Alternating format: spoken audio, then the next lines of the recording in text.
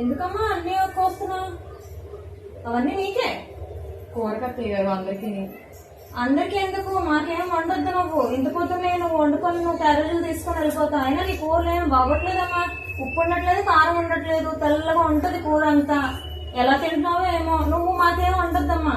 మీరు నువ్వు వండుకొని క్యారేజ్ కట్టుకొని వెళ్ళు, సరేనా? మాకు మేము అప్పటికప్పుడు మేము వేడిగా వండుకొని మేము తింటాంలే. అవి తీసి లోపల పెట్టు, పాడు చేయకు. సరే అత్తయ్య. అదే మాట నెమ్మదిగా చెప్పొచ్చుగా, అంత కోపంగా చెప్పాలా? అదే వాళ్ళ కూతురైతే అలానే చెప్తారా? కూరకి నూనె సరిపోతుంది. ఏంటమ్మా ఈ నూనె? దేనికి? కూరకి. ఏంటి కూరకి ఎంత నూనె వేస్తారా? నీకు మాత్రం వండుకుంటున్నావా? వీధిలో అందరికీ వండుతున్నావా? నాకు మాత్రమే అత్తయ్య. నీకు తాగుతావా? తాగడానికా ఏంటమ్మా అంత నూనె వేసా?